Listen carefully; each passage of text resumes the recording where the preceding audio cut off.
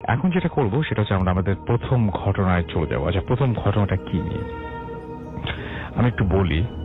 আপনারা অনেকেই হয়তো যখের ধনের নিয়ে অনেক ঘটনা শুনেছেন এবং কাউকে যে ঘটনা কাউকে এরকম ভাবে রাজারা আগে বা জমিদাররা তাদের ধন সম্পত্তি সবকিছু পাহারা দেবার জন্য কোন একটা নির্দিষ্ট প্রক্রিয়ার মধ্য দিয়ে যেতেন, সেই সমস্ত ব্যাপার আপনারা আগেই শুনেছেন। এখন সেই রকম একটি ফ্যামিলির সাথে সম্পৃক্ত একজন আগেও এসছেন ভূত এফএমে, আজকে তিনি এসছেন আবার আমাদের মাঝে এবং তিনি সেই ধরনের একটা ঘটনা শোনাবেন যে ঘটনাটা খুবই খুবই খুবই অদ্ভুত, অনেকটা রূপকথার গল্পের মতো লাগবে শুনতে হয়তো, এবং অনেকটা ভয়ও আছে সেখানে, অনেকটা রহস্যও আছে সেখানে। সবকিছু মিলিয়ে একটা দারুণ অনুভূতি হবে আপনারা আশা করছি। আমরা চলে যাচ্ছি আমাদের প্রথম অতিথির কাছে। আপনার নামটা প্লিজ একটু বলবেন, তারপরে আমরা আপনার ঘটনায় যাব। আসসালামু আলাইকুম। ধন্যবাদ রাসেল ভাই। ওয়ালাইকুম সালাম। আমি আফনান বলছি, এসেছি আজিমপুর থেকে।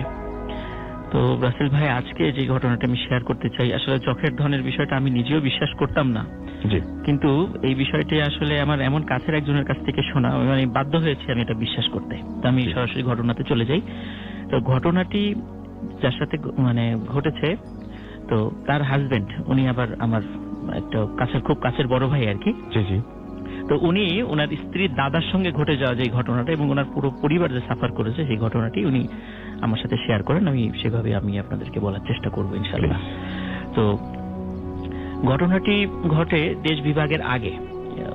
আমার ওই যে বড় ভাইয়ের কথা বললাম, ওনার স্ত্রীর যে দাদা, উনি মুর্শিদাবাদে থাকতেন ভারতের। আচ্ছা। তো উনি মুসলিম ছিলেন। আমরা তো জানি মোটামুটি জমিদাররা সাধারণত সনাতন ধর্মাবলম্বী হন, কিন্তু মুর্শিদাবাদে একজন ভালো একজন জমিদার ছিলেন, তার সাথে ওই মুসলিম ওই ব্যক্তির সম্পর্কটা খুব ভালো ছিল। তো ভালো, যেহেতু উনি অনেক বড় মাপের একজন জমিদার ছিলেন, তো উনি ওনার বেশ কিছু জায়গা এবং জমিদারি একটা অংশ ওনাকে দেখাশোনা করার জন্য দিলেন, যে এই জায়গাটা জমিদারি তুমি করো। আচ্ছা। তো দেখা যাচ্ছে যে উনি খুব ভালো মতো প্রজাদের সাথে খুব ভালো আচরণ করেন, খুব ভালো ওখান থেকে রেভিনিউ কালেকশন হয়। তো যার কারণে ওনার প্রতি ওই জমিদারের বিশ্বস্তটাও খুব ভালো ছিল। কিন্তু আস্তে আস্তে উনি খুব ক্রুয়েল হয়ে পড়েন তার প্রজাদের উপরে, বিভিন্ন ধরনের নির্যাতন করতে থাকেন, বিভিন্ন ধরনের এই ধরনের আর কি জমিদাররা যা করে আর কি। তো কোন এক সময় একজন তান্ত্রিক এসে ওনাকে বলেন যে তুমি তো ভালো টাকা পয়সা ইনকাম করেছো, তো তোমার এই টাকা পয়সাগুলো তো একটু রক্ষণাবেক্ষণ করার দরকার। তো তুমি রক্ষণাবেক্ষণ করার জন্য আমি যেটা বলি তুমি সেটা করো। তো বলে ঠিক আছে, আপনি যেভাবে বলবেন আমি সেভাবে করব। তো উনি বলেন যে একটি পরিবারের সন্তান হতে হবে একজনই, এবং সেটা হতে হবে কন্যা সন্তান। তার বড় কোনো ভাই বোন থাকা যাবে না, এবং সেটা হতে হবে, তার বয়স হতে হবে 5 থেকে 8-এর মধ্যে, এবং তার বাবা মারা যেতে হবে, এরকম আর কি। শুধু মা থাকবে আর সন্তান থাকবে। তো এইরকম একটা ছোট বাচ্চা কন্যা শিশুকে তুমি জোগাড় করো। আসলে এইভাবে এই ধরনের রিকোয়ারমেন্টে কন্যা শিশু জোগাড় করা আসলে বেশ কঠিন, অনেক কঠিন, এরকম আসলে পাওয়া যায় না। তো এরকম অনেক খুঁজে খুঁজে উনি একটা পেলেন, যে ওনার জমিদারির থেকেই পাশে একটু দূরে, একটি জঙ্গলের পাশে একটি কুড়ে ঘর আছে। ওখানে একজন মহিলা, উনি আবার চোখে দেখে না, অন্ধ আর কি। তো ওনার একটা ছোট বাচ্চা মেয়ে আছে। তার হাজবেন্ড অনেক আগে মারা গেছে, মেয়েটা অনেক ছোট থাকবে আর কি। তো ওই মেয়েটা সারা গ্রাম ঘুরে ওই মানুষের কাছ থেকে ওই ভিক্ষা করে কিছু নিয়ে আসে, তারপরে রান্না করে দুজন মিলে খায়। এইভাবে আর কি ওনাদের দিন চলে। তো অনেক কৌশলে ওই মেয়েকে জমিদার ধরে নিয়ে আসে। ধরে নিয়ে আসার পরে তো ওই যিনি তান্ত্রিক ছিলেন উনি বলেন যে তুমি মাটির নিচে একটা ঘর তৈরি করবা, আগে থেকে বলে রেখেছিল আর কি, ঘর তৈরি করবা, এবং ওখানে নির্দিষ্ট কিছু রিচুয়াল করে ওই তোমার ধন সম্পত্তি ওখানে রেখে ওই মেয়েটাকে ওই ঘরের মধ্যে আটকে রেখে আমরা বাইরে চলে আসবো। আচ্ছা। এবং ওই মেয়েটা ওখানে কান্নাকাটি করতে করতে মারা যাবে। ওর আত্মাটা ওখানে আটকা পড়ে যাবে, তোমার ধন সম্পত্তি সে পাহারা দেবে তোমার বিনা অনুমতিতে, অথবা তোমার বংশের কেউ ছাড়া ওই ধন সম্পত্তি কেউ নিতে পারবে না। যেটা যখের ধনের কথা যেটা বলেছি, ওরকমই আর কি। তো সত্যি তাই, উনি ওই কাজটি করেন। খুব নির্মম একটা কাজ, কাজটা করেন। তো কাজ করার পরে প্রথম দিকে খুব বেশি অল্প কয়েকদিন কোনো সমস্যা হয়নি, কিন্তু ওই যে মা যে অন্ধ, তো ওনার তো খুবই কষ্ট হয়ে গেল আরো বেশি। উনি যখন জানতে পারলেন যে জমিদার তার কন্যার সাথে এই ধরনের একটা ঘটনা ঘটিয়েছে, উনি সমস্ত গ্রাম ঘুরে খুব কান্নাকাটি করতেন, প্রত্যেকের বাড়িতে যেতেন যে জমিদার এরকম একটা কাজ করলো, আমার এত বড় একটা ক্ষতি করলো, আল্লাহ কি এর বিচার করবে না? অবশ্যই আল্লাহ বিচার করবে, এরকম উনি ঘুরে ঘুরে খালি অভিশাপ দিতেন যে এটা হবে ওটা হবে, এরকম শুধু অভিশাপ দিতেন। এরকম উনি কান্নাকাটি করতে করতেই একসময় দেখা যায় উনি ওই কুড়ে ঘরের মধ্যেই মানে মৃত্যুবরণ করেন, এবং ওনার ডেড বডিটাও মারা যাওয়ারও বেশ অনেকদিন পরে পাওয়া যায়, মানে পচে গলে গিয়েছিল এরকম আর কি। ওনার দেখাশোনা করার কেউ ছিল না জঙ্গলের পাশে আর কি। তো কিছুদিন পরে, মাসখানেক পরে, জমিদার যিনি উনি নতুন নতুন কিছু ঘটনা ওনার সাথে ঘটতে থাকে। সেটা কেমন? তো আগেকার দিনে আমরা ঘর বাড়ি যেগুলো দেখতাম যে ওই ঘরের মধ্যেই আমরা যেমন বর্তমানে জানালার উপরে যেই সানসেট বা কার্নিশ যেটা বলি এরকম করা থাকে, ওরকম তো ঘরের ভিতরেও করা থাকে। আমরা দেখি যে ওর উপরে অনেক জরুরি মাল সামানাও অনেকে রাখেন আর কি ঘরের মধ্যে, এখন ওরকম তো যদিও দেখা যায় না। তো উনি রাতের বেলা খেয়াল করতেন যে কে যেন ওই কার্নিশের ওই উপরে ছোট আকৃতির একটা কালো ছায়ামূর্তি হু হু হু করে কান্নাকাটি করছে। তো উনি প্রথমে মনে করছে হয়তো স্বপ্ন দেখছেন, ভুল মানে দুঃস্বপ্ন দেখছেন, কিন্তু না, উনি সম্পূর্ণ জাগ্রত অবস্থায় সেটা দেখছেন। যখনই বলতেন কে কে বলার সাথে সাথে কোনো শব্দ নাই, এরকম হু হু করে কান্নাকাটি হতো। কিন্তু যখন আলো দিতেন, আলো জ্বালাতেন, তখন আবার এটা চলে যেত, তখন কিছু ছিল না। এরকম বেশ কয়েকবার ঘটনা ঘটতে থাকে। উনি প্রথমে মনে করে হয়তো বা ওনার ভুল হচ্ছে, কোনো ভুল হচ্ছে। এর কিছুদিন পরে কি হলো, উনি আবিষ্কার করলেন ওই ছায়ামূর্তিটি আসলে নিচে নেমে এসেছে। নিচে নেমে এখন তার পায়ের কাছে বসে কান্নাকাটি করে, ওরকম ঠিক একইভাবে হু হু করে কান্নাকাটি করে। তো উনি যখনই আলো জ্বালান তখন আর এটা থাকে না, এবং উনি ওনার মানে উনি বিপত্নিক ছিলেন, এই জন্য উনি একাই ঘুমাতেন, যার কারণে উনি ওনার সন্তানদের সাথে সেটা শেয়ার করেন। এই যে এই ব্যাপার, বলে যে এটা কিছু না, এটা বাবা তোমার মনের ভুল হচ্ছে। তো এর মধ্যে কি হয় সেটা হচ্ছে ওনার জমিদারিতে মানে বেশ কিছু সমস্যা সৃষ্টি হয়। যেমন যেই ফসলগুলো যেখান থেকে উনি ভালো রেভিনিউ কালেকশন করতেন, সেটা হঠাৎ করে মানে অদ্ভুত ভাবে সেখানে পোকা লেগে সেটা নষ্ট হয়ে যায়, এবং ওনার ওই জমিদারি অংশে কোনো এক বলতে পারেন যে খুবই একটা মন্দা চলা শুরু করে। তখন কি করে, এই অবস্থায় যখন উনি রেভিনিউ কালেকশন করতে পারছিলেন না, তখন যেই জমিদার ওনাকে জমিদারিটা দিয়েছিলেন, তখন উনি ওটা ওনার কাছ থেকে কেড়ে নিয়ে আরেকজনকে দিয়ে দেন, কারণ ওই জমিদারকেও তো ব্রিটিশদের কাছে একটা রেভিনিউ দিতে হবে, উনি বাধ্য ছিলেন সেটাই করতে। তো ইতিমধ্যে আবার দেশ ভাগ হয়ে যায়। যখন উনি জমিদারি হারিয়ে ফেলেন তখন উনি খুব একরকম নিশ্চয়ই হয়ে পড়েন আর কি, কারণ ওনার সম্পত্তি তো উনি মনে করছেন জমিদারি দীর্ঘদিন থাকবে, কারণ ওনার সম্পত্তি আবার উনি ওখানে রেখে দিয়েছেন। কিন্তু যখন ওনার জমিদারি চলে যায় তখন কিন্তু ওই জমিদার ওনাকে আর ওই বাড়িতে থাকতে দেননি, বের করে দিয়েছে। সেখানে তো আর ওই সম্পত্তি উদ্ধারের কোনো প্রশ্নই আসে না।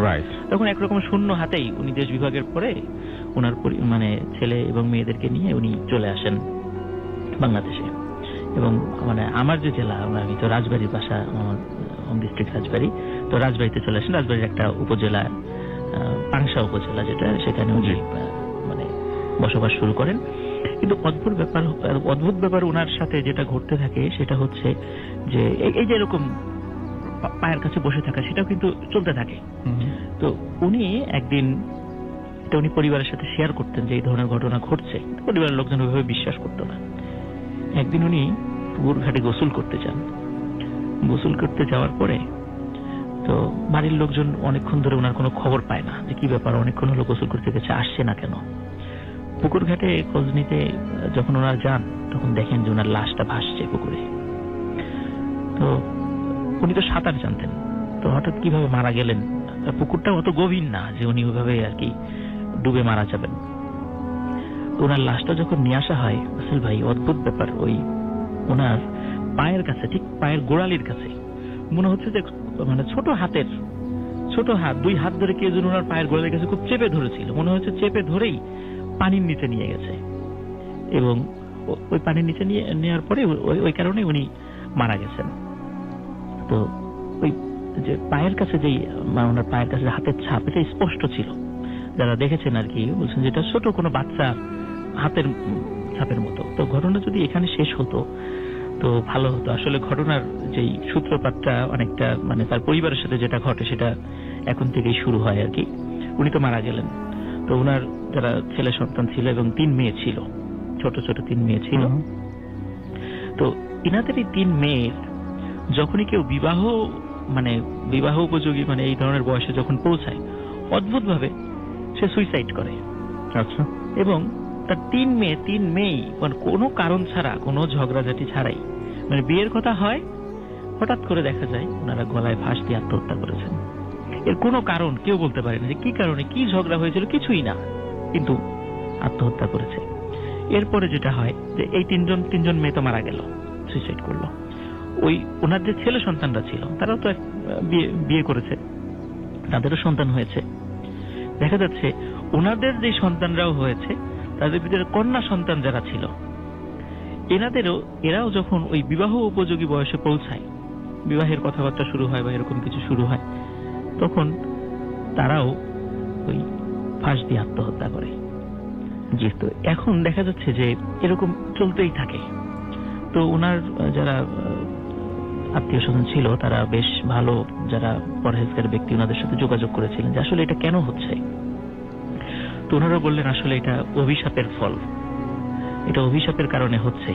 তো বলছে এটা অভিশাপ কাটানোর উপায় কি? কিন্তু ওনারা বলছে আপনি আল্লাহর কাছে দোয়া করেন, স্বয়ং আল্লাহ তাআলা এটা সমাধান করতে পারেন, কিন্তু আল্লাহ তাআলা কখন করবেন এটা আল্লাহই ভালো জানেন আর কি। তবে অবশ্যই করবেন, কারণ একজনের অপরাধে তো আরেকজন শাস্তি পাবে না। তো ওনারা এটাও বলে দিলেন যে এটা হবে 7-এর গুণিতক, মানে 1 থেকে 7 পর্যন্ত সবাই মারা যাবে। যদি 8 জনের বিয়ে হয়, তার সন্তানাদি হয়, তার মানে অভিশাপটা কেটে গেছে। আচ্ছা, কিন্তু দেখা যায় 8 জন যখন 8 নম্বর জন ওই পরিবার থেকে মারা গেল কন্যা সন্তান, তার মানে হচ্ছে এটা 14 জন পর্যন্ত যাবে। আচ্ছা, যদি দেখা যায় 14 জন মারা গেছে, 15 জনের বেলায় 15 জনও মানে যদি মারা যায় তাহলে বুঝতে হবে সেটা 21 জন পর্যন্ত যাবে। এরকম যদি দেখা যায় 22 জনের যদি বিয়ে হয়ে যায় স্বাভাবিকভাবে, তার মানে বুঝতে হবে এটা শেষ। তো আমি যে বড় ভাইয়ের কথা বললাম যে ওনার যে স্ত্রী, উনি হচ্ছেন 29 নাম্বার জন, মানে 28 জনের পরে। আমার বড় ভাই যখন ওই কলেজে পড়তেন তখন ওই ভাবিকে উনি পছন্দ করেন, কিন্তু ভাবিকে যখন বিয়ের প্রস্তাব দেন ওই ভাবি কিছুতেই রাজি হচ্ছিলেন না। তো অনেক মানে রিকোয়েস্ট করার পরে ওই ভাবি তখন বললেন যে ওনাদের পরিবারের সাথে এই একটা ঘটনা আছে, যে উনি 29 নাম্বার, যদি উনি মারা যান অযথা, মানে উনি খুব শঙ্কিত ছিলেন হয়তো উনিও মারা যাবেন, স্বাভাবিক। তো মানে অলরেডি 28 জন মারা গিয়েছেন একটা ফ্যামিলির, একটা পরিবারের, এই অভিশাপের কারণে হোক আর যে কারণে হোক আল্লাহ পাক ভালো জানেন, বাট মারা গেছেন। এবং 29 নাম্বার, এবং ঠিক এই বিয়ের আগ দিয়েই আপনি যেটা বলছেন খুব রহস্যজনক ভাবে তারা সুইসাইড করেন। তো ন্যাচারালি তারও অনেক ভয় থাকার কথা, অনেক ভয় থাকে। তবে যে ভাইয়ের কথা বললাম আর কি, আমার এক বড় ভাই, তো উনি বললেন যে যাই হোক হবে, আমি এটা দেখে নিতে চাই। তো অদ্ভুত ব্যাপার যে আল্লাহর অশেষ রহমত, ওনাদের বিয়েটা হয়। এবং বিয়ে হওয়ার পরেও ওনাদের আর্থিক অবস্থা ভালো ছিল, ওনারা স্বামী স্ত্রী উভয়ই হজ করে আসেন। পরবর্তীতে ওনারা বর্তমানে সৌদি আরবে আছেন, ওনাদের একটা বেবিও হয়েছে, ওনারা খুব ভালো আছেন, এখন অভিশাপটা কেটে গেছে আলহামদুলিল্লাহ। সেটা খুব ভালো একটা খবর, এবং এখনো মানে সেই জন্য এই ঘটনাটা জানতে পারলাম আমরা, আদারওয়াইজ এই ঘটনাটা কেউ বলার মতোই থাকতো না, মানে এটা মর্মান্তিক একটা ঘটনা। তবে মজার বিষয় আসল ভাই, ওই যে বড় ভাইয়ের কথা বললাম যে উনি ওকে বিয়ে করবেন কি করবেন না, এই বিষয়টা কিন্তু আমার সাথে শেয়ার করেছিল।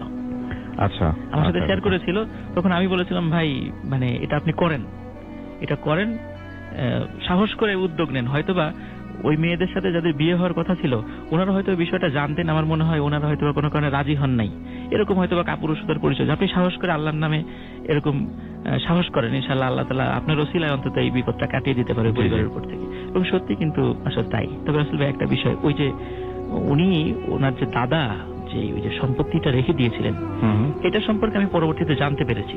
সেটা হচ্ছে যে অনেক গ্রামের লোক জানতেন যে ওই পুরাতন ওই জমিদার বাড়িতে ওই সম্পত্তি গেড়ে রাখা হয়েছিল। তো অনেকেই নাকি এটা লোভে পড়ে মানে গিয়েছিলেন সেটা বের করে আনার জন্য। তো অদ্ভুত ব্যাপার হচ্ছে, যেই ওই মাটি ঘোরার চেষ্টা করে তারাই নাকি দেখে মাটি থেকে প্রচুর সাপ বের হয়ে আসছে, সাপ বের হয়ে এসে ওদেরকে ধাওয়া করে, কিন্তু তারা সাপ একটাকেও মারতে পারে না। অদ্ভুত ব্যাপার, মারতে পারে না, বরং বড় ধরনের সাপ তাদেরকে ধাওয়া করে, তারা অনেক দূরে চলে যাওয়ার পর দেখে সাপ কিছু নেই। তো এটা নাকি ঘটেছে ওখানে, আমি শুনেছি ওনাদের কাছ থেকে শুনেছি, সত্য মিথ্যা আমি বলতে পারবো না।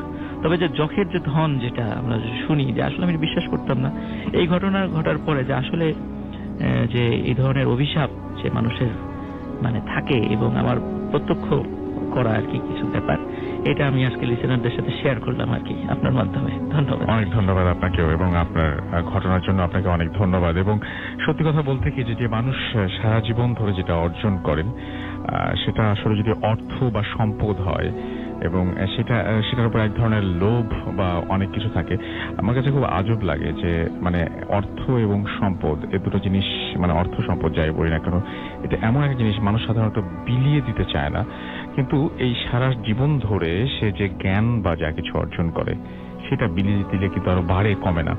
তো সম্পদের প্রতি মানুষের এই ধরনের লোভ বা এই ধরনের সবকিছু মানে সংকীর্ণতা বা যাই বলি না কেন, সেটা থেকে এরকম ধরনের ঘটনাগুলো জন্ম নেয়। এবং 29 নাম্বার যিনি আমাদের দ্বিতীয় অতিথির কাছে, এবং তার কাছ থেকে আমরা চমৎকার ঘটনা শুনবো। আপনার নামটা প্লিজ একটু বলবেন, তারপর আপনার ঘটনায় আসি আমরা। আমার নাম আব্দুর রৌফ, আমি আসছি টঙ্গী থেকে। ওকে, আব্দুর রৌফের একটা পরিচয় আমি দিয়ে দিই। জনাব আব্দুর রৌফ, উনি রাতের বেলায় প্রচন্ড বিজি থাকেন, কাজকর্ম করেন রাতের বেলায় তিনি, এবং তিনি তার কাজ ফেলেই একরকম এসছেন এখানে আমাদের অনুরোধে। সো আশা করছি যে আপনাদের তার ঘটনা অনেক ভালো লাগবে, এবং তার ঘটনা ভালো বলেই আমরা তাকে আমন্ত্রণ জানিয়েছি, একটা রিকোয়েস্ট করে তাকে নিয়ে আসা হয়েছে। আপনার যেটা ইচ্ছা সেটা থেকে শুরু করেন আপনি। আমার অনেক ছোট সময় যেটা সেটাই বলি। জি।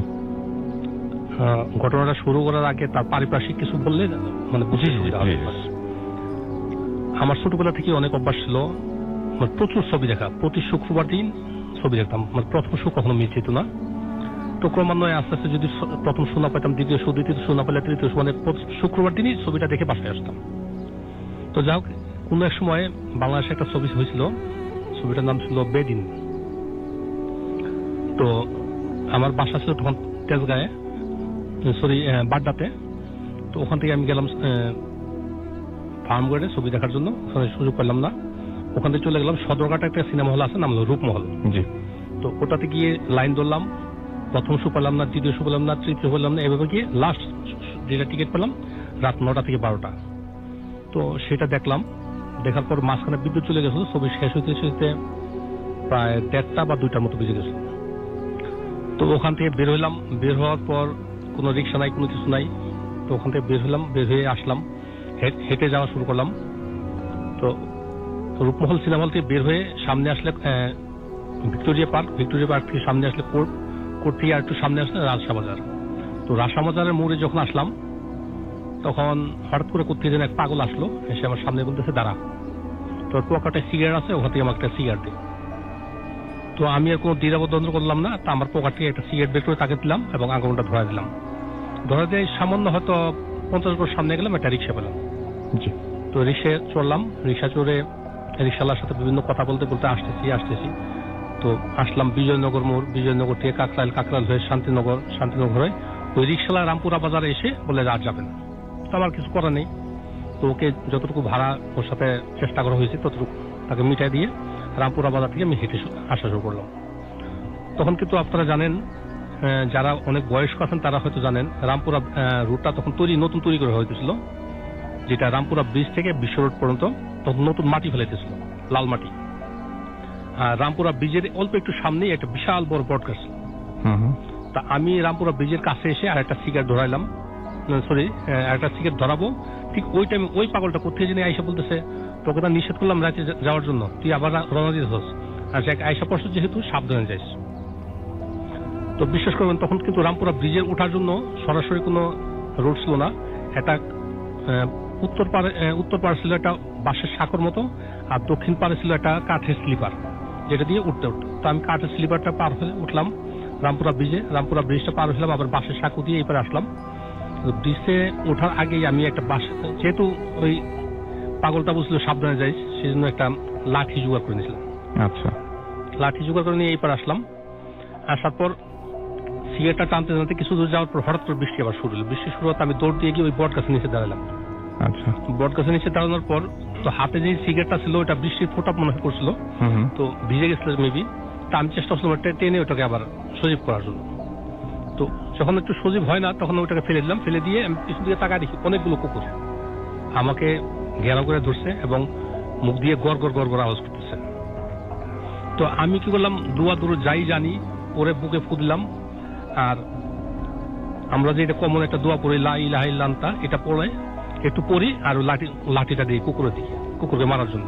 কুকুরগুলো একটু পিছনে যায়, আমি আবার একটু আগাই।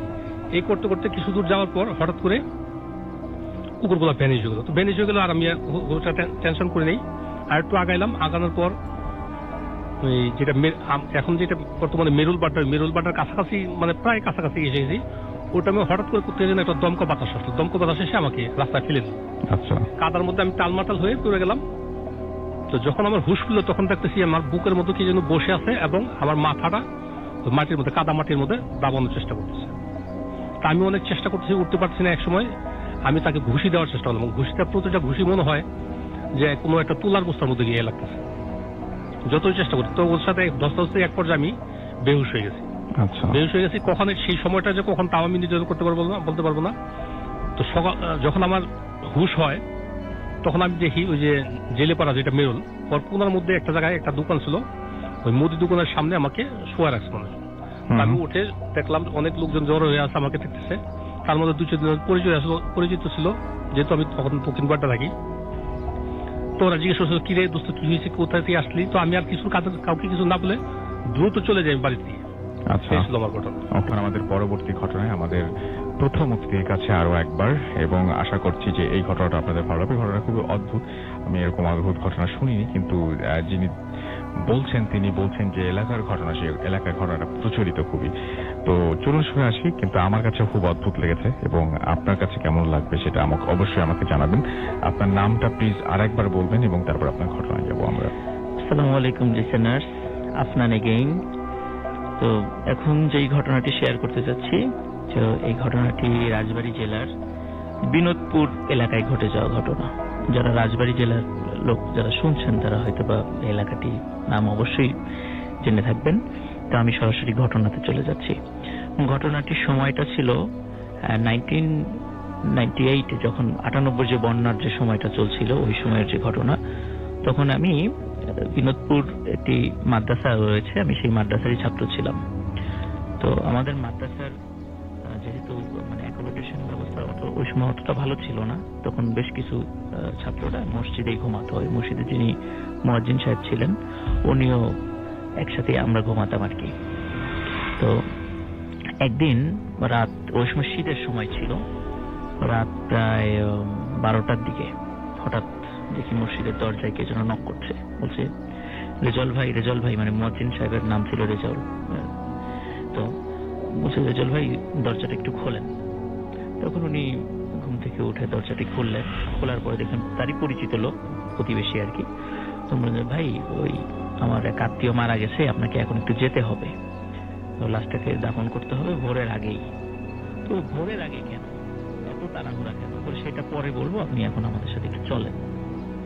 তখন উনি অতটা 7-5 না ভেবেই উনি শীতের প্রয়োজনীয় কিছু জামা কাপড় সাথে নিয়ে উনি তাদের সাথে গেলেন। তার বাসার থেকে খুবই কাছে, হেঁটে 10 মিনিটের পথ মাত্র। তো ওখানে যাওয়ার পর উনি ওই বাড়িতে, উনি জানতেন যে ওনারা বেশ অনেকগুলো জয়েন্ট ফ্যামিলি আর কি, অনেক পরিবার একসাথে বসবাস করতেন, বিশাল উঠান আর কি, আগে থেকে চিনতেন। ওখানে যাওয়ার পরে উনি দেখলেন যে বাড়িতে একটা লোকও নাই, মানে সবগুলোর দরজা জানালা বন্ধ, এবং উঠানে মাত্র 2-3টি চেয়ার রাখা আছে আর একটা খাটিয়া রাখা আছে। তখন উনি চিন্তা করলেন, যদি কোনো বাড়িতে কোনো লোক মারা যায় তো অনেক লোক থাকার কথা, এখানে একটা লোকও নাই, মাত্র 2-3টি চেয়ার, আর যে আমাকে ডেকে নিয়ে এসেছে সে সহ 2 জন লোক দাঁড়িয়ে আছে সেখানে।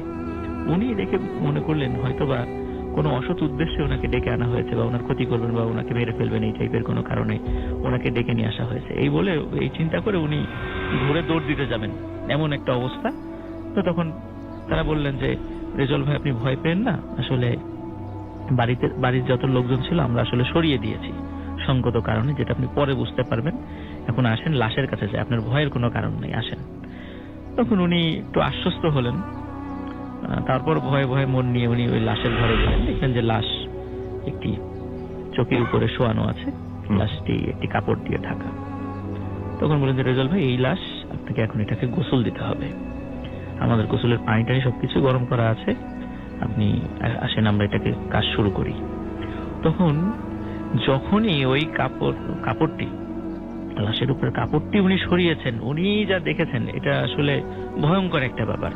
উনি দেখলেন লাশের সব ঠিক আছে, কিন্তু মুখটা, চেহারাটা আর আসলে মানুষের মতো নাই। এটা একটা বিশেষ প্রজাতির একটা প্রাণীর মতো হয়ে গেছে। এটা দেখে উনি এত ভয় পেয়েছেন, উনি আল্লাহু আকবার বলে চিৎকার দিয়ে বাসার ঘর থেকে বাইরে বের হয়ে এসেছেন। বললেন যে এই লাশের গোসল দেওয়া আমার পক্ষে সম্ভব নয়। তখন ওই লোকরা বললেন যে আসলে এই কারণেই আমরা বাড়ির যত মহিলা ছিল, বাচ্চা ছিল, তাদেরকে অন্য জায়গায় পাঠিয়ে দিয়েছি, কারণ ওনারা এই লাশ দেখলে খুব ভয় পাবে। এখন যেভাবেই হোক, যদি সকালবেলা লোকজন এরকম শুনে যে একজন মানুষের চেহারা বিকৃত হয়েছে, অনেকে দেখতে আসবে। তো এটা আসলে একজন মানুষের জন্য, সে যত খারাপই হোক, এটা একটা মানুষের জন্য সম্মানজনক নয়। এজন্য আমরা চাই ভোরের আগেই লাশটা দাফন করতে। এজন্য আমাকে সহযোগিতা করেন। তখন উনিও আর কি করা, উনি রাজি হলেন, লাশের গোসল করানো হলো। এবং আপনি যেটা বলছিলেন যে লাশের মুখমণ্ডলটা কেমন ছিল, আর একবার যদি সবাইকে। মুখমণ্ডল একটা বিশেষ প্রাণীটার নাম আমি উল্লেখ করতে চাচ্ছি না। আচ্ছা, একটা আমরা খুবই এটা অপছন্দ করি, একটা বিশেষ প্রাণী। তো ওইটার মতো চেহারা হয়ে গেছিল। ওকে। তো বেশ ভয়ঙ্কর ছিল, বেশ ভয়ঙ্কর, খুবই ভয়ঙ্কর ছিল। একটা মানুষের চেহারা যদি ওরকম হয়ে যায়, সেটা তো আসলে কিভাবে দেখা যায়, মানে সমস্ত বডি মানুষের মতো, কিন্তু মুখটা একটা প্রাণীর মতো। এটা আসলে খুবই ভয়ঙ্কর, এটা আমরা কল্পনা করলেই বুঝতে পারছি আর কি। তো লাশটা গোসল করানোর পরে, কাফন টাফন পরানোর পরে খাটিয়া ধরার জন্য উনি সহ সর্বসাকুল্যে 10 থেকে 12 জন ব্যক্তি ছিল এখানে, 10 থেকে 12 জন। তখন বললো যে ভাই চলেন আমরা কবরস্থানে গিয়েই আমরাই জানাজা করিয়ে লাশটা দাফন করব। তখন উনি গেলেন। তো জায়গাটা যেখানে কবর যেটা হয়েছে, রাজবাড়ি যারা আছেন তারা হয়তো একটু খেয়াল করবেন যে এটা লোকশেড যে জায়গাটা আছে রাজবাড়িতে, তো লোকশেডের ওই জায়গাটা এমনিতেই হন্টেড, অনেকেই সেটা জানেন। তো ওইখানে একটা মুসলিম কবরস্থান আছে। তো ওই কবরস্থানে ওই লাশটা দাফন হয়েছিল। তো ওইখানে যখন লাশটা নিয়ে গেলেন, নিয়ে যাওয়ার পরে দেখলেন যে লাশ ওই কবরের কাছে 2 জন ব্যক্তি বসা, যারা কবর খুঁড়েছেন। তো কবরের কাছে যাওয়ার পরে মুয়াজ্জিন সাহেব, মানে রেজাউল, উনি খুব ধমক দিলেন ওই 2 জনকে যে কি ব্যাপার, তোমাদের তো অনেক আগে থেকেই জানি যে তোমরা ভালো কবর খুঁড়ো, তোমাদের তো জানা উচিত যে একটা কবরের মাপ কেমন হতে হবে। তো তোমরা এই বাচ্চাদের মতো করে কবর খুঁড়েছো কেন? এটা কি বাচ্চার কবর? ওনারা বলতেছেন যে ভাই আপনি তাকিয়ে দেখেন ডানে বায়ে কি পরিমাণ মাটির স্তূপ জমা হয়ে আছে। এখানে মিনিমাম 5-6টা কবরের মাটি স্তূপ জমা হয়ে আছে এখানে। তো কি কারণে এরকম? বলে আমরা ঠিক মাপ মতোই কবর খুঁড়ি, কিন্তু কবর খোঁড়ার পরে কিছুক্ষণ পরে আবার যখন কবরের দিকে তাকাই, দেখি কবরটি ডানে বায়ে সামনে পিছনে ছোট হয়ে এসেছে। তখন আমরা আবার সেটা খুঁড়ি, আবার খোঁড়ার পরে কিছুক্ষণ পরে তাকিয়ে দেখি ঠিক একই অবস্থা, ডানে বায়ে সামনে পিছন থেকে চেপে এসেছে। আমরা একাধিকবার এই কাজটা করেছি। এই যে যত মাটি দেখছেন, মাটি ঢিবি হয়ে গেছে, এটা এই সেই মাটি। আমাদের পক্ষে নতুন করে আর কবর খোঁড়া সম্ভব না, আমরা ক্লান্ত হয়ে গেছি। এই অল্প জায়গার মধ্যেই এনাকে দাফন করতে হবে, আমাদের পক্ষে সম্ভব নয়। তখন কি করা? এখন কবরটা রাসেল ভাই এত ছোট হয়ে গেছিল যে ওনাদের স্বাভাবিক যে দেহের যে মাপ, এই মাপে আসলে কবরে রাখা যাচ্ছিল না। এটাই আমার কাছে অস্বাভাবিক লেগেছে। বাধ্য হয়ে ওনার হাঁটু ভাঁজ করে ওনাকে কবরে রাখতে হয়েছে। কবরে যে ব্যক্তিটি ওনাকে নামিয়েছেন, উনি নামার পরে হঠাৎ করে বলছেন যে এই তাড়াতাড়ি আমাকে টেনে তোল, আমার পা দুটো মনে হচ্ছে অবশ হয়ে গেছে, আমি উঠতে পারছি না কবর থেকে। তখন অন্যরা তাড়াতাড়ি করে ওনাকে সেখান থেকে টেনে তুললেন।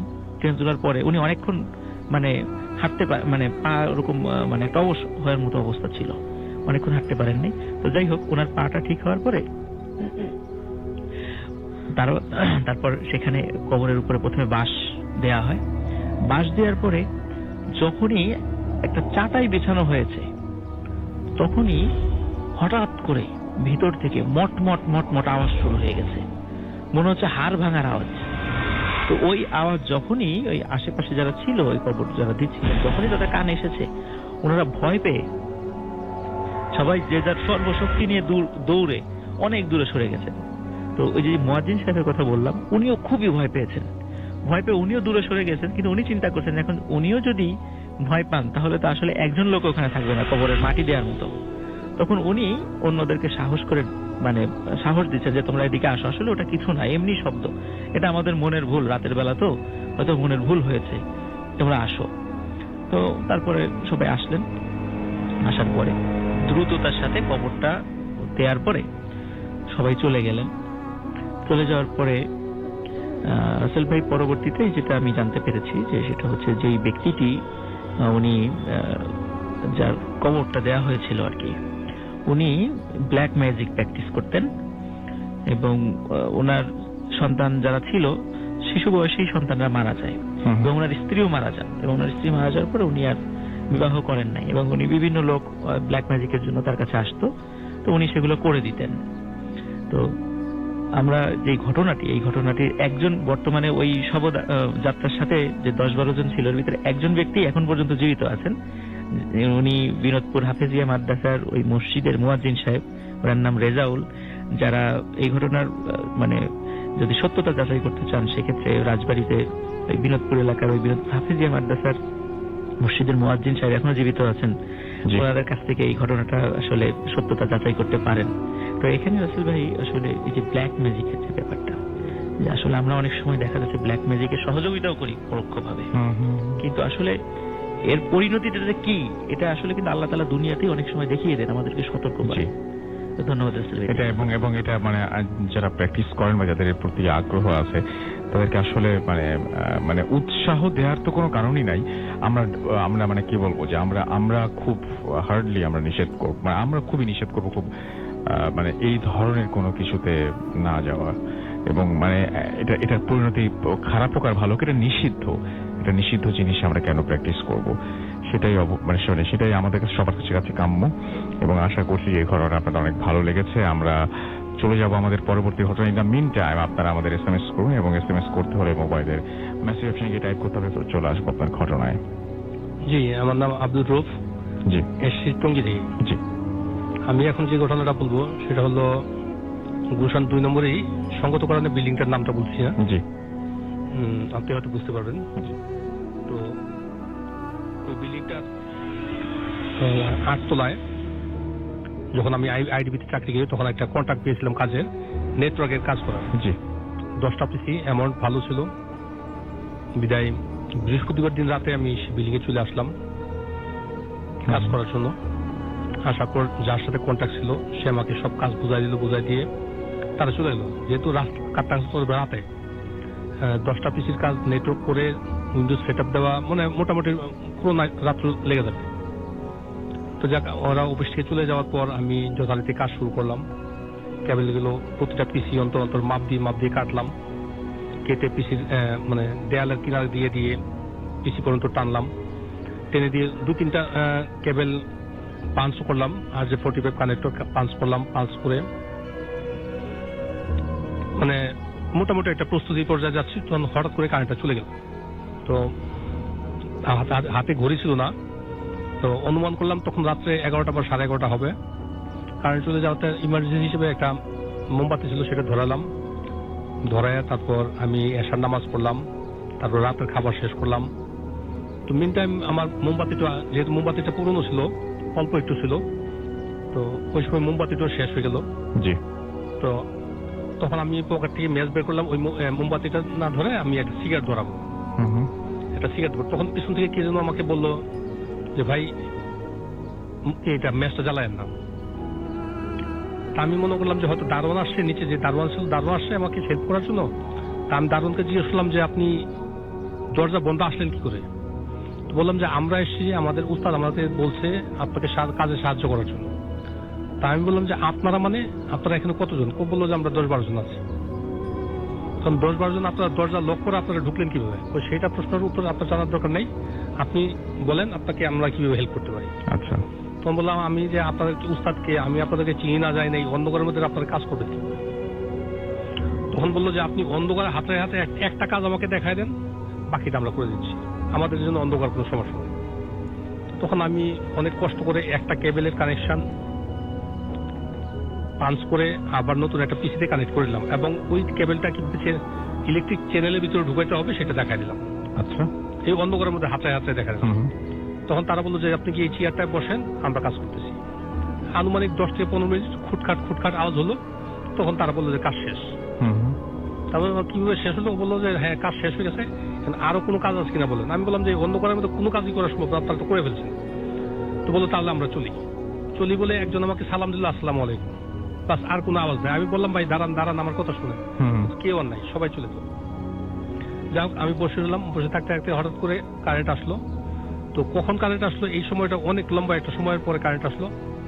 কারেন্ট আসার পর আমি আবার কাজ শুরু করলাম, কাজ শুরু করে সবগুলো পিসি কানেক্ট করলাম, কানেক্ট করে উইন্ডোজ সেট আপ দিলাম, সেটা সকাল হয়ে গেল, পরে আমি চলে গেলাম। এই ছিল আমার কথা। ওকে, সো আপনি এখনো পর্যন্ত জানেন না আসলে তারা কে ছিল? না, আমি জানি না। এখনো পর্যন্ত জানেন না। অনেক ধন্যবাদ আপনাকে আপনার ঘটনার জন্য। ইমেইল পড়তে চাই এবং ইমেইলের পরে তারপর আমরা অতিথির কাছে আসব, এবং এই ইমেইলটিও পাঠিয়েছেন আমাদের একজন অতিথি, এবং দেখি ইমেইলটায় কি রয়েছে। ঠিক যেভাবে লিখেছেন সেভাবেই পড়ার চেষ্টা করছি। লিখছেন, হ্যালো রাসেল ভাই, কেমন আছেন জিজ্ঞেস করবো না, কারণ আমি জানি আপনি সব সময় ভালোর দলে। আমার পক্ষে স্টুডিওতে আসা সম্ভব না। আমি শাহরিয়ার আকিফ, ময়মনসিংহ থাকি। ময়মনসিংহ জেলা স্কুলের পড়াশোনা করেন তিনি, এবং তিনি বলছেন আমি যে ঘটনাটি বলতে যাচ্ছি তা আমার নিজের সাথে ঘটা, এবং বলা যায় যে ঘটছে, এখনো আমার সাথে সব হয়। আমি যে বাসায় ভাড়া আছি সেখানে প্রায় 10 বছর ধরে আছি। আমার পরিবারের সাথে নিচতলায় থাকি, সঙ্গত কারণে আমি আমার ঠিকানা দিচ্ছি না। আমার বাসার খুব কাছেই ময়মনসিংহের মুক্তাগাছার শশীবাবুর তৈরি লোহার কুটি, এবং আমার বাসার পেছনে অনেক আগে বানানো মন্দিরের মতো কিছু আছে। যাই হোক, আমার সাথে ঘটনা শুরু হয় 2013 সালে। আমার বাসায় আমি তেমন ভীতু ছেলে না। একদিন রাতে পড়ার সময় আমি একটা জিনিস লক্ষ্য করলাম, আমার পেছন দিক দিয়ে, মানে পেছন দিয়ে কেউ যেন হেঁটে যাচ্ছে, সাদা কাপড় পরা কেউ। মা পাশের ঘরে ছিল। আমি ভাবলাম আম্মু হয়তো গেছে, তাই ভেবে আবার পড়তে শুরু করলাম। কিছুক্ষণ পর দেখি আম্মু পাশের ঘর থেকে আমাকে ডাকছে। আমি ভাবলাম যে আমার চোখের ভুল, এবং এটাই শুরু, এবং আমি এটি আমার পেছন দিয়ে শুধু হেঁটে যাওয়া আশা করে না, হেঁটে যাওয়া আশা করে। আমি প্রথম খুব ভয় পেতাম, এবং পরে এখন আর পাই না। তারপর 2014 সালের সেপ্টেম্বর নতুন টেবিল কেনা হয়, আমার রুম বদলানো হয়। আমি দেখলাম ওই রুম থেকে কোনো কিছুই খুঁজে পাচ্ছি না। ওই দিন রাতের বেলায় প্রথম কিছু বুঝতে পারলাম। রাতে উঠে আমি বাথরুমে গেলাম, বাথরুমের জানালা দিয়ে কেউ যেন আমাকে ডাকছে। ওই দিন রাতে আমি স্বপ্নে দেখলাম যে আমি রুমে পড়তাম যে রুমটাতে, আর এখন যে রুম দেওয়া হয়েছে তা খুব কাছাকাছি চলে এসেছে, এবং আমার রুমের দেয়াল ভেঙে গেছে। রুম দুটি ভেঙে একটি রুমে পরিণত হয়েছে, এবং আমি নতুন টেবিল ভেঙে আগের টেবিল হয়ে গেছে আমার। আমি কিছুই বুঝতে পারলাম না। পুরনো খাতা আমি আগের টেবিলের নিচে রাখতাম সব সময়, এবং আমি আমার পুরনো টেবিলের পেছনের দেয়ালে দেখি এক ধরনের চোখ আঁকা। চোখগুলো মনে হয় আমার দিকে তাকিয়ে আছে। আমি মাকে বলি, আম্মু এসে সেই আঁকা চোখ মুছে দেয়, আমাকে কিছু বলে না। এরপর থেকে রেগুলার একটা ছায়া আমি বাসায় দেখি চলাফেরা করে। ধরেন আমি পড়তে বসেছি, পিছন দিয়ে কেউ হেঁটে যায়, আমার পেছনে খাটের কোনায় বসে, আমার পেছনে বসে থাকে। একদিন আমি পড়ছি, এমন সময় বাথরুমের দরজায় কেউ ধাক্কা দেয়, দরজা খুলে যায়। আমি ভেতরে দেখি যে প্রচন্ড কুয়াশা, ভেতরে এক ধরনের মহিলার অবয়ব দেখি আমি, এবং কিছুক্ষণের পরেই তা মিলিয়ে যায়। আমি এসব এখন মায়ের কাছে গোপন করে রাখি, কারণ মা এসব খুব ভয় পান এবং শুনতে চান না। আমি কিছুক্ষণের ব্রেক নিয়ে আবার এসে পড়তে বসে, দেখি কেউ আমার খাতায় লাল রক্ত বা তেমন কিছু, কেউ আমার লেখাগুলো খুব অদ্ভুত, কেউ আমার খাতায় লাল রক্ত বা তেমন কিছু, এটা ডাজন্ট মেক এনি সেন্স। কি মেন করতে চাইছেন? আমি ওই কাগজ ফেলে দিয়ে এসে বসে দেখি যে আমার শরীরে একটা দমকা হাওয়া লাগলো। ফ্যান তখনও বন্ধ। আমি যখন পড়তে বসলাম মনে হলো আমার কাঁধে কেউ নিঃশ্বাস ফেললো।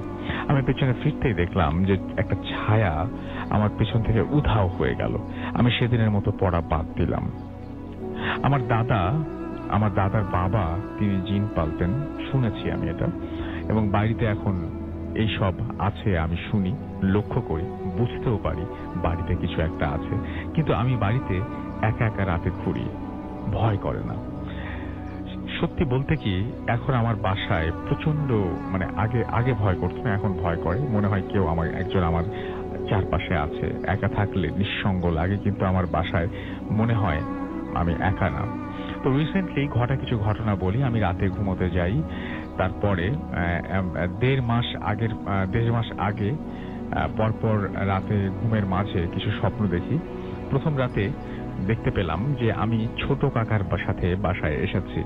আমার কাছে বাসার চাবি, তালা খুলে আমার কাকা ঘরে ঢুকলেন। করিডোর দিয়ে আমার ড্রয়িং রুমের সামনে গিয়ে তালা খুললাম। খুলে দেখি একটি মৃত মানুষ, যে পূর্ব দিকে মাথা এবং পশ্চিম দিকে পা দিয়ে আছে, কাঁথা দিয়ে সারা শরীর ঢাকা। সামনে মাথার কাছে একটা ছেলে বসা। আমি দেখলাম ছেলেটা আমি ভেতরে ঢুকলাম, ওই মৃত মানুষটার মুখের কাপড় সরলাম। আমি দেখলাম আমার লাশ, আমার মৃতদেহ পড়ে আছে সেখানে, নাকে কানে তুলো দেওয়া। পাশে যে আরেকটা আমি ছিল তা সেখানে ছিল। আমি স্বপ্ন দেখে আর থাকতে পারলাম না, ঘুম ভেঙে গেল। আমি ফজরের আজান দিয়েছে, আমি স্বপ্নের কোনো ব্যাখ্যা আনতে পারলাম না। আমি স্বপ্ন দেখলাম, আমি ওই স্বপ্নের মাঝে ছিলাম। আমি আমাদের ঘরে পেলাম, এবং শেষে আমার মৃতদেহ। সবচেয়ে বড় বিষয় সেটা হচ্ছে আমি সেখানে একসাথে উপস্থিত কিভাবে, সবগুলো জায়গায় আমি উপস্থিত কিভাবে, আমি আজও জানি না। আমি আম্মুকে বলে যে আমি খারাপ স্বপ্ন দেখেছি, আর কিছুই না। ঠিক তার পরের রাতে স্বপ্নে দেখি আমি ড্রয়িং রুমে শুয়ে আছি। 2 দিন ধরে আমি দেখলাম যে আমার রুমের ভেতরে হাতে কালো কাপড় পরা কেউ ঢুকলো। সে এসেই আমাকে তুললো। আমি দেখলাম সে রুমের মাঝে একটি গোল বৃত্ত আঁকলো, কিছু একটা বলল, এবং লাঠি দিয়ে মাটিতে আঘাত করতেই তা কফিনে পরিণত হলো। আমি সেখানে দেখলাম আমার পায়ের অংশে আমার পায়ের অংশে একটা টোকেনের মতো সেখানে মৃত্যু শাল দেয়া আছে।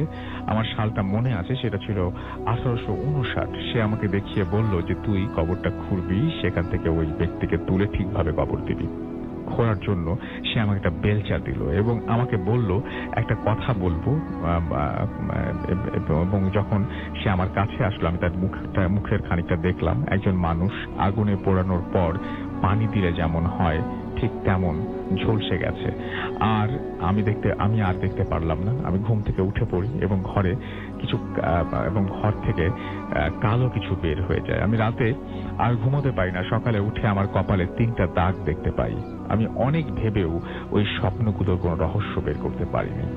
এরপর থেকে আমি একা ঘুমানো বাদ দেই। কিছুদিন পরে আমি আগে যে রুমে পড়তাম সেই রুমে মামার সাথে ঘুমোতে যাই। রাত 3টার দিকে আমার ঘুম ভেঙে যায় এবং আমি একটা ছায়া ঘর থেকে বের হয়ে যেতে দেখি। ঘরের পাশেই বাইরে বের হওয়ার পেছনের দরজা। আমি শুনতে পাই কিছু শেয়াল ডাকছে। তাদের মাঝে একজনের কান্নার আওয়াজ পাই। আমি মামাকে ঘুম থেকে তুলি। মামাও সেই শব্দ শোনে এবং ফোনে রেকর্ড করে, এবং সকালে উঠে এই রেকর্ডটা কোথাও কান্নার আওয়াজ পাওয়া গেল না। তাহলে মামা কি ভুল শুনেছিলাম? এখন প্রায় রাতেই শুনতে পাই। আমরা ময়মনসিংহের এমন এক এলাকায় থাকি যেটা ঢাকার যে কোনো অভিজাত এলাকার সমান। এই এলাকায় শেয়াল তো দূরে থাকুক, কুকুরও ঢুকতে পারে না। তাহলে প্রায় প্রতি রাতেই এরা কিভাবে আসে এবং আমার দরজার পাশেই কোনো একভাবে ডাকে? আমি আর এর কোনো উত্তর খুঁজে পাই না। ও আরেকটা বিষয় বলে রাখি, আমার বাবা মা ছাড়া বাসায় যারা থেকেছেন ও যারা বছরখানেক ওই রুমে ঘুমিয়েছেন, তারা ওই ছায়া দেখেছেন, অনুভব করেছেন কেউ পেছনে হাঁটছে। আমার মামা, আমার 2 ছোট বোন, বড় আপু, খালামণি, সবাই। আমার এক নানু এই সমস্ত বিষয় অনেক জানেন। তিনি বাসায় এসে ওই রুম এবং ড্রয়িং রুমে ঢুকে বলেছেন বাসায় কিছু সমস্যা আছে, এবং বললেন যে এটা আমাদের কোনো ক্ষতি করবে না, কিন্তু এটা আমাদের সাথেই থাকতে চায়। গতকাল রাতের ঘটনা বলি। আমি স্বপ্নে দেখলাম কেউ একজন আমার ঘরে ঢুকলো, সাদা কাপড় পরা। সে আমার পাশে বসলো, আমার কপালের মাঝ বরাবর আঙুল রাখলো এবং কিভাবে যেন একটা চিমটি কাটলো। পরে আমার হাত দিয়ে তার টি শার্টটি ধরে আমাকে তুলতে চাইলো, কিছুটা খামচি দেওয়ার মতন।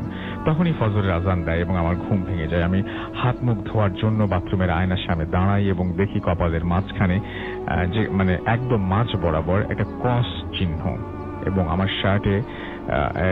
আমার শার্টে আঙুলের দাগ। মাটি হাতে থাকলে যে অবস্থায় কাউকে ধরলে যেরকম দাগ থাকে সেরকম। এটিও এখন আমার সাথে আছে। সত্যি বলতে কি, আমি এই যে আপনাকে লিখছি, এই সময় আমার পাশে রয়েছে সে। আমি অনুভব করতে পারছি। আমি এও বুঝতে পারছি যে এই মাত্র আমার কাঁধে একটা নিঃশ্বাস ফেললো কেউ। আমি এখন এটাকে প্রায় দেখি, এবং এখন আমি পেছনে তাকাতেই আমার ঘরের সবগুলো পর্দা নড়ে উঠল। আমি বুঝতে পারছি না আমার সাথে কেন এমন হচ্ছে, কি চায় এরা আমার কাছে। আমার কাছে সত্যি এর কোনো উত্তর জানা নেই। যদি আপনাদের কারো কাছে এর সমাধান থাকে প্লিজ আমাকে জানাবেন। আমি এর থেকে মুক্তি চাই। আমি কোনো হুজুরের কাছে যাই না, কারণ আমাকে তাবিজ বা পানি পড়া দিবে এই সব বিষয় আমি বিশ্বাস করি না। আমি আল্লাহকে ছাড়া কাউকে বিশ্বাস করি না। এবং কেন আমার সাথে এসব হচ্ছে আমি ভাবি, কেন এসব স্বপ্ন, খুব যন্ত্রণা হয়। আমি এর থেকে মুক্তি পাওয়ার জন্য সুইসাইড করতে গিয়েছিলাম। আমার ওই রুমের ফ্যানের সাথে রশি পেঁচিয়ে আমার মা যদি আমাকে তখন না আটকাতেন, আমি হয়তো আজ আপনাকে এই ঘটনা পাঠাতে পারতাম না। আর এখন পড়াশোনা করতে একদমই ইচ্ছে করে না, পড়তে বসলে আমি ওইটার উপস্থিতি পাই। আমার রেজাল্ট খুব খারাপ হচ্ছে, আমি যেন এর থেকে মুক্তি পাই এবং আমার পরীক্ষার সামনে আমার জন্য প্রে করবেন প্লিজ। এই ছিল আমার ঘটনা, ভালো লাগলে পড়ে শোনাবেন। আমার কাছে আরো ঘটনা আছে, আমার পরিবার নিয়ে সময় পেলে পাঠাবো। তো এই ছিল ঘটনা। তো আমি একটা জিনিস রিকোয়েস্ট করব আপনাকে, অবশ্যই আপনি এটা মানে যারা বোঝেন, আমি তো বুঝি না অত কিছু, যারা বোঝেন তাদের সাথে অবশ্যই শেয়ার করেন। আর যদি কোনো মানে হুজুর বা এরকম কারোর সাথে আপনি যদি শেয়ার করতে চান সেটা শেয়ার করতে পারেন চাইলে, এবং যার কাছে আমরা ঘটনা শুনবো। এবং আপনার নামটা প্লিজ একটু বলবেন, তারপর আপনার ঘটনা যাবো আমরা। হ্যালো লিসেনার্স, আমি নোবেল, এসেছি উত্তরা থেকে। শুনি আপনার ঘটনা। আচ্ছা, আমি এসএসসি পরীক্ষা দেওয়ার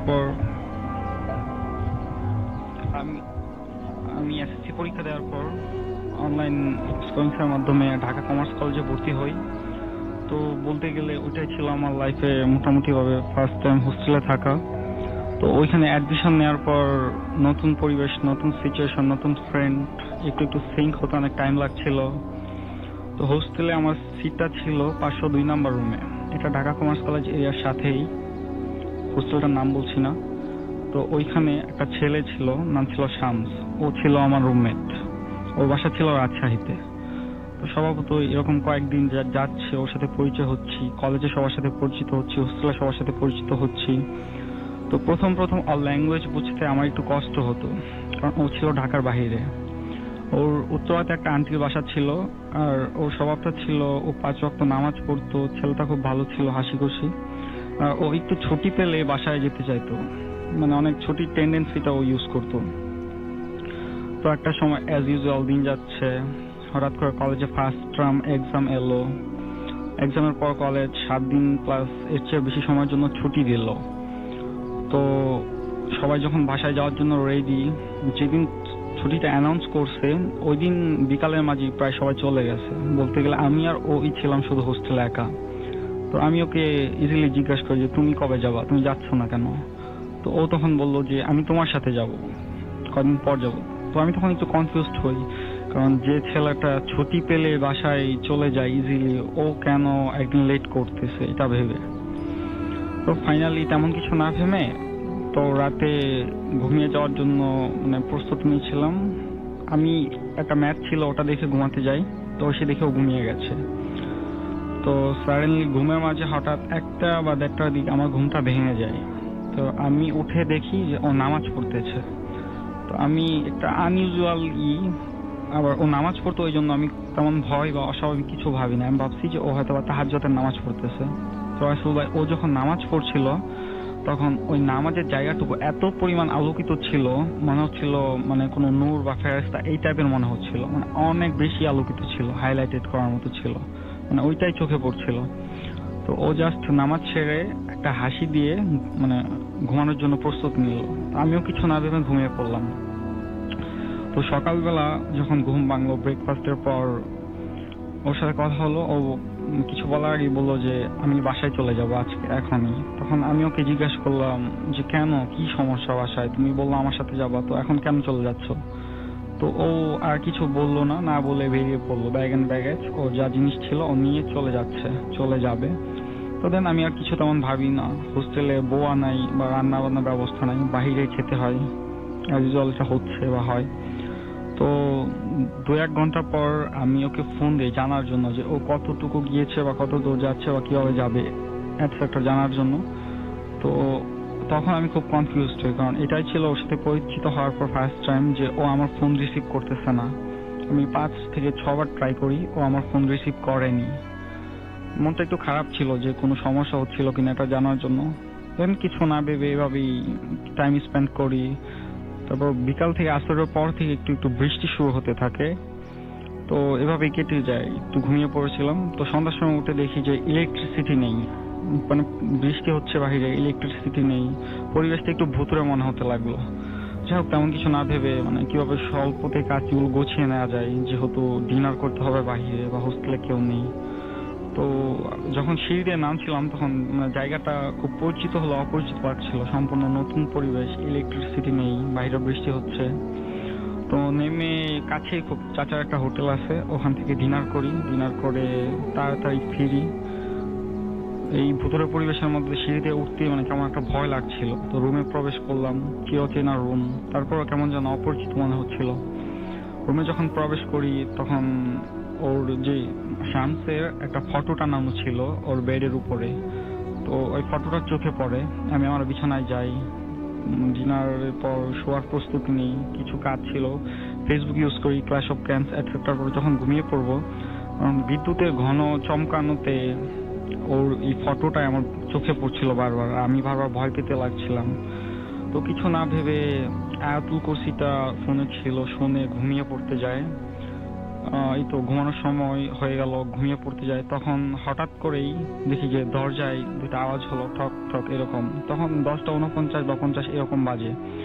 তো আমি মনে মনে ডেটার ছিলাম, যেই আসুক আমি দরজা খুলবো না, কারণ আমি তো জানি হোস্টেলে কেউ নেই। তো এই 3 মিনিট পর সেকেন্ড টাইম দরজায় একই রকম শব্দ আসলো, ঠক ঠক। তখন আমি ভাবলাম যে সেকেন্ড ফ্লোরে তো বাড়িওয়ালা আছে, হয়তোবা ওনারা বুঝতে পেরেছে যে আমি একা হোস্টেলে আছি, এজন্য আমাকে দেখতে এসেছে। তো আমি ভয় পেলাম না, অ্যাবনর্মাল কিছু তো হচ্ছে না। আমি নর্মালি গিয়ে দরজাটা খুললাম। তো খোলার পর যেটা দেখি, এটা দেখে মানে একটু কনফিউজড হলাম। দেখি যে শামস ভিজা কাপড়ে দাঁড়িয়ে আছে বাহিরে।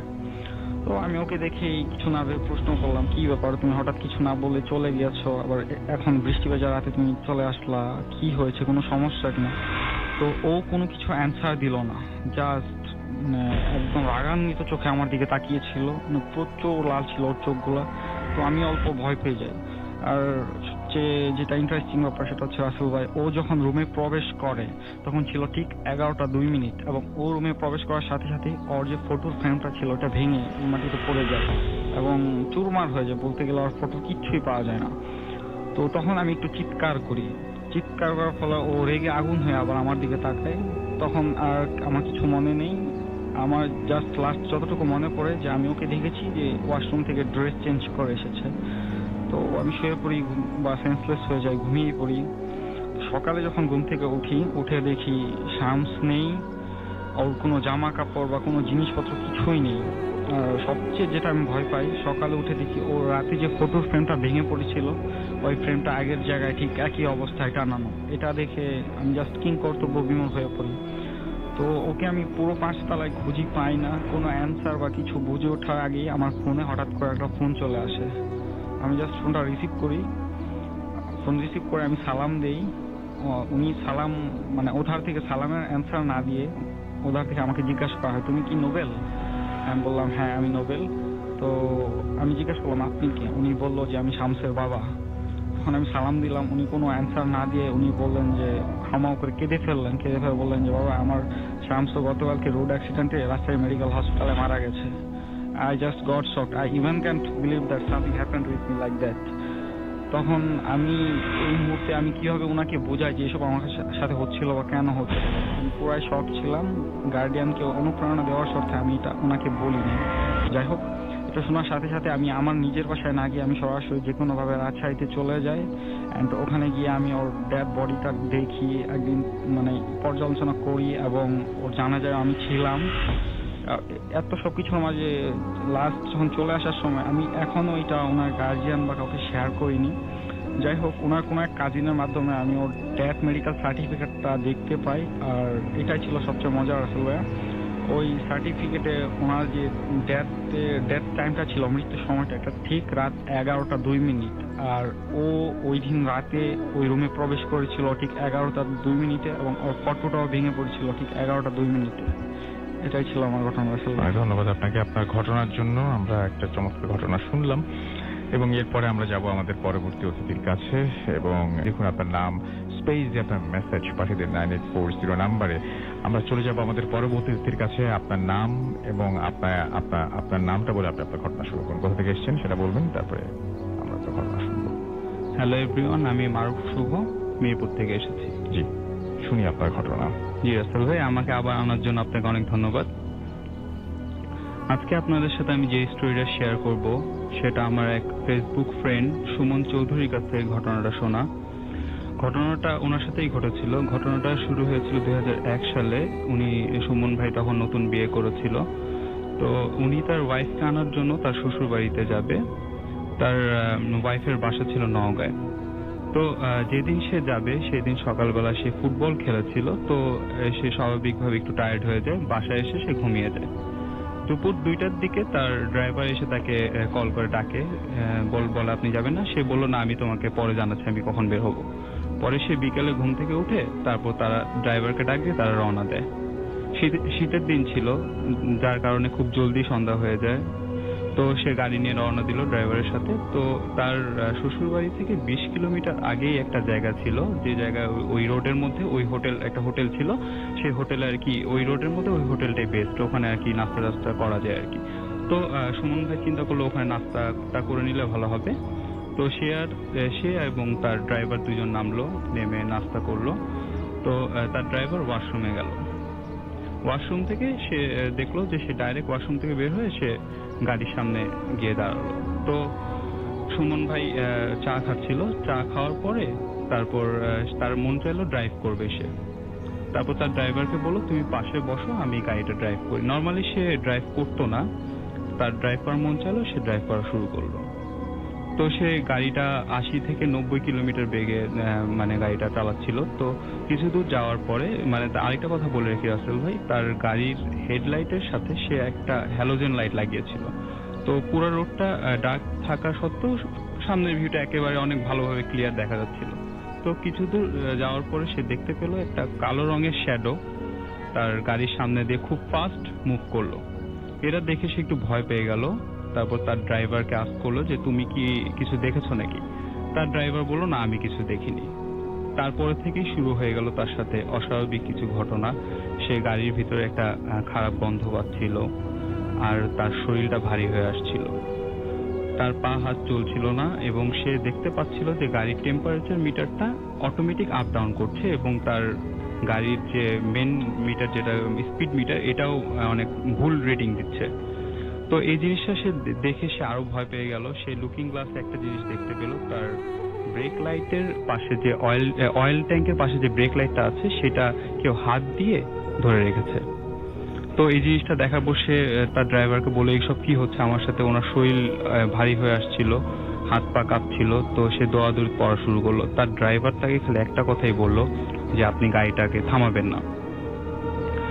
তো কিছু দূর যাওয়ার পরে একটা কোলাহলপূর্ণ একটা জায়গার মধ্যে সে সাইডে দেখলো যে একটা কিছু বাড়িঘর আছে এবং আলো জ্বলছিল। তো এমন একটা জায়গায় গিয়ে তার ব্রেকটা কাজ করলো। ব্রেকটা দেওয়ার পরে ঘটে গেল তার সাথে একটা ভয়ানক ঘটনা। সে কোনোভাবে ওই ঘটনাটা আশা করেনি। ওই টাইমে সে দেখলো সে গাড়ির মধ্যে পুরোপুরি একা, গাড়িতে আর কেউ নেই। তো সেই জিনিসটা দেখার পরে আরো ভয় পেয়ে গেল যে এতক্ষণ তার সাথে তাহলে কে ছিল, তার ড্রাইভার কই গেল। এটা যখন সে দেখলো সে অনেক ভয় পেয়ে যায় এবং গাড়ি থেকে খুব জলদি ফাস্ট বের হয়ে যায়। বের হয়ে যাওয়ার পর সে দৌড়া থেকে মাটিতে পড়ে যায়। তারপরে তার কিছুই মনে নেই। তারপরে যখন তার সেন্স ফিরল, সে দেখে যে সে ওই এলাকারই একটা হসপিটালে শুয়ে আছে। তারপরে সে কোনো মতে তার শ্বশুর বাড়িতে পৌঁছায়। পরবর্তীতে যখন সে তার ড্রাইভারের সাথে কমিউনিকেট করে, তার ড্রাইভার তাকে বলে যে সে ওয়াশরুম থেকে বের হয়ে কাউকে দেখতে পায়নি, গাড়িও ছিল না, সেও ছিল না। এই ঘটনার কিছুদিন পরে সে জাস্ট একটা স্বপ্ন দেখেছিল সুমন ভাই। সেই স্বপ্নের মধ্যে সে জাস্ট একটা কণ্ঠের আওয়াজ পেল, কাউকে দেখতে পায়নি। জাস্ট একটা কণ্ঠ তাকে বলল যে তুই বেঁচে গেলি, জাস্ট এটাই বলেছিল। এই ব্যাখ্যাটা সুমন ভাই এখনো পায়নি। সেই ঘটনাটা আমার সাথে শেয়ার করেছে, আমার অনেক ভালো লেগেছিল। আশা করি আপনাদের সকলের অনেক ভালো লাগবে। Thank you very much. অনেক ধন্যবাদ আপনাকে। আমরা চলে যাব আমাদের পরবর্তী ঘটনায়। এই ঘটনাটি অবশ্য একটা ইমেল এবং অনেকগুলো ইমেল জমে গেছে, ইমেল পড়তে হবে। আমাদেরকে লিখেছেন কোন একটা মেডিকেল কলেজ থেকে কোন একজন। তিনি লিখেছেন, আসসালামু আলাইকুম, আমি একজন মেডিকেল স্টুডেন্ট। আমি সঙ্গত কারণে আমার নাম এবং মেডিকেল কলেজের নাম প্রকাশ করতে চাই না, শুধু আপনাদের জানার জন্য উপরে সেটা লিখে দিয়েছি। এবং ভৌতিক ঘটনা বা অলৌকিক বলে বলেন, এবং সেটা এক্সিস্ট করে যে এটা নিয়ে তিনি লিখেছেন যে এটা নিয়ে কখনো কোনো তর্কে যায়নি, কারণ আমি জানতাম তারা আছে আমাদের আশেপাশে। তর্ক বিতর্কে না জড়ালেও আমি কখনোই চাইনি যে আমার বিশ্বাসটা আমার সামনে বাস্তব হয়ে ধরা দিক, অর্থাৎ আমি চাইনি যে নিজে এরকম ঘটনার সম্মুখীন হই। ঘটনাটি 4 মাস আগের। আমি মেডিকেল কলেজ বয়েজ হোস্টেল 4 তলার একটি ঘরে থাকি। সেখান থেকে আমাদের মেডিকেলের মর্গটা পরিষ্কার দেখা যায়। ঘটনার দিন রাতে আমি হঠাৎ আমার ঘুম ভেঙে যায়, খেয়াল করি পুরো শরীর ঠান্ডা হয়ে গেছে, কারণ ফুল স্পিডে ফ্যান চলছে আর আমি খালি গায়ে শুয়েছিলাম। ঠান্ডা লাগছিল বলে আমি উঠে গেলাম। আলনা থেকে অন্ধকারী হাতরে টি শার্টটা খুঁজে বের করলাম। আমি যেখানে দাঁড়িয়ে টি শার্টটা পরছিলাম তার ঠিক পেছনে রুমের জানালা, যেখান দিয়ে মর্গের সামনেটা দেখা যায়। আমি টি শার্ট পরে ঘুরতে আমার চোখ গেল জানালার বাইরে। অনেকটা আলো থাকে ওতে। সেই আলোয় আমি মর্গের সামনে একটা ছায়াকে পায়চারি করতে দেখলাম, শুধু একটা ছায়া, আর কিচ্ছু না। আমি কোনো মানুষ আলোর সামনে দাঁড়ালে তার ছায়া যেমন মাটিতে লেপ্টে থাকে, তেমনি ছিল এই ছায়াটি। একবার দ্রুত ডানে যাচ্ছে, একবার বামে। আমার ঠিক তখন মনে হলো নির্ঘাত ভুল দেখছি। আজ সকালে একটা অপারেশন হতে দেখেছি, বেশ কাটা ছেঁড়া রক্ত দেখেছি, সেজন্য হয়তো চোখে ভুল দেখছি। নিজেকে প্রবোধ দিয়ে শুয়ে পড়লাম, ঘুমিয়েও গেলাম। পরদিন বন্ধুর সাথে এ নিয়ে হাসাহাসি করলাম। 2 দিনের মাথায় ঘটনাটি কি ঘটেছিল ভুলেও গেলাম। তারপর একদিন ঘুমোতে অনেক রাত হয়ে গেল, কারণ আমার পরের দিন পরীক্ষা ছিল। রাত বাজে প্রায় 3টা, এবং হোস্টেলে সাধারণত লম্বা করিডোর থাকে, আপনারা জানেন। প্রায় সবখানেই করিডোরের শেষ মাথায় ওয়াশরুম থাকে। আমাদের হোস্টেলের করিডোরের শেষ মাথায় গ্রিল দেয়া আছে। আমি ওয়াশরুমে যাব বলে ঘর থেকে বের হলাম, এগিয়ে যাচ্ছি। করিডোর থেকে 2টো লাইট, কিন্তু লম্বা করিডোরে অল্প আলোকিত হচ্ছে। আমি ওয়াশরুম থেকে প্রায় 20 ধাপ দূরে এমন এক সময় একদম বাতাসের মধ্য থেকে ছায়ার মতন কেউ একজন আমার সামনে এসে পড়লো আর ছুটে গিয়ে গ্রিল ভেদ করে লাফিয়ে পড়লো। ঘটনাটা এত দ্রুত ঘটলো, আমি ঠিক সামলে নিতে মনে পড়লো কদিন আগের কথা। মর্গের সামনে আমি যেটা দেখেছিলাম, খুব ভয় পেয়ে গেলাম, দরদর করে ঘামছি, কিন্তু মনের মধ্যে কেন যেন বারবার কেউ আমাকে বলছে, যা, গ্রিলের সামনে যা। আমি এগোতে লাগলাম। তখনও জানি না কি অপেক্ষা করছিল আমার জন্য। 1 পা 2 পা করে কতটুকু এগিয়েছি জানি না। এমন সময় পেছন থেকে আওয়াজ এলো, কিরে, এত রাতে ছাদে কি করছিস? আর এভাবে এত ধারে দাঁড়িয়ে আছিস কেন? আমি সম্বিত ফিরে পেতেই দেখলাম আমি হোস্টেলের ছাদে, ছাদটা জ্যোৎস্নায় ভেসে যাচ্ছে, আর 1 হাত দূরেই ছাদের রেলিং। আমি সেই রেলিং এ 1 পা উঠিয়ে দাঁড়িয়ে আছি। আমি বিদ্যুৎ বেগে সরে এলাম। ছাদে যে এসে আমাকে ডেকেছে সে আমার বন্ধু। স্মোকিং এর অভ্যেস আছে ওর, তাই ছাদে এসেছে। কিন্তু আমি কখন ছাদে আসলাম? আমি তো ছিলাম করিডোরে। ওয়াশরুমে যাবার পথ সেই অদ্ভুত ছায়াটা গ্রিল ভেদ করে লাফ দিল আমার চোখের সামনে।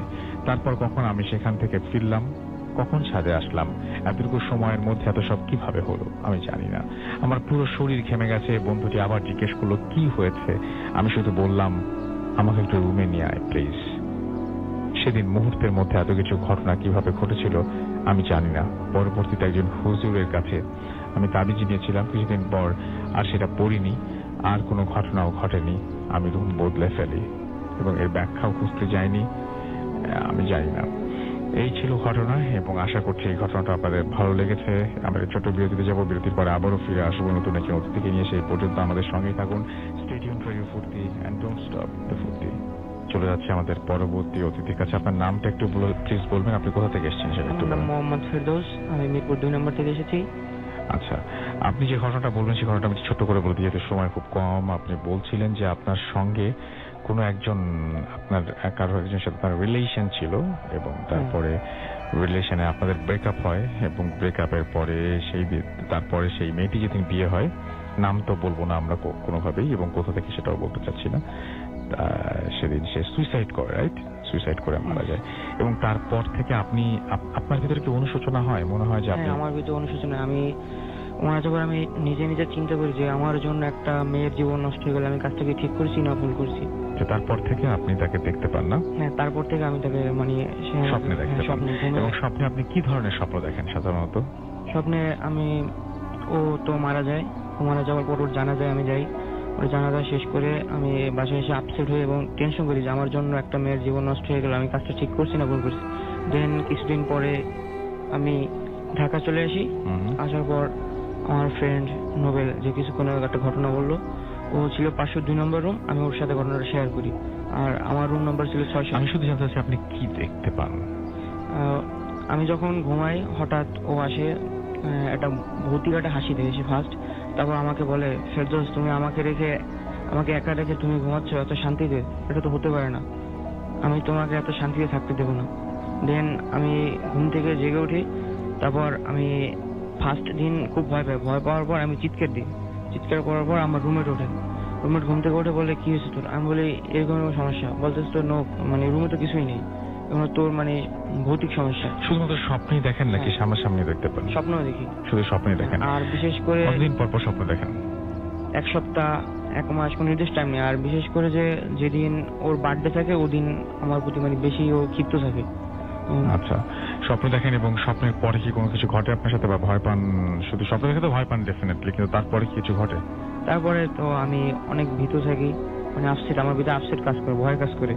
দেন আমি বিকেল টাইমে যদি ঘুমাইতে যাই ওরকম স্বপ্নে আমার সাথে ঘটে। তো ওর বার্থডে হলো 23শে মার্চ 2015 সালে 23শে মার্চ। ও আসে আমি তখন রাত 3টা বাজে। 3টা বাজার পর ও আসে, ফেরদৌস আজকে তো আমার জন্মদিন, তুমি আজকে আমাকে কি গিফট দিবে? আমি বলছি তুমি তো বেঁচে নেই, আমি তোমাকে কি গিফট দেবো? বলছে কি বলছে বেশি নেই, আমি তো বেঁচে আছি। ও যখন আমাকে এগুলো বলে তো ওখন আমি তাকিয়ে দেখি যে রাত 3টা বাজে। তারপর আপনি কি সবসময় 3টার দিকে স্বপ্ন দেখেন? হ্যাঁ, 3টার দিকে। আপনি কার সাথে শেয়ার করেছেন যে এই ঘটনাটা আমার কিভাবে? বন্ধু নোবেলের সাথে। না, আপনি কোনো হুজুর বা ডাক্তার কাছে?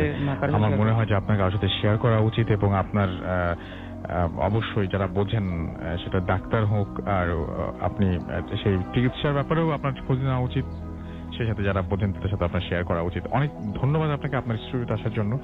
এবং আপনি মানে এখন তো অনুশোচনা করছেন, বাট আসলে আমি চাই না যে আসলে কেউই কাউকে কষ্ট দিয়ে কারো মানে এরকম মন ভাঙুক বা এরকম কোনো একটা সিদ্ধান্ত। আমি একটু আগে একটা ইমেল পড়ছিলাম, যিনি মাঝে মাঝে বিরক্ত হয়ে মনে করেন যে না আমি সুইসাইড করবো, এটা কোনো সমাধান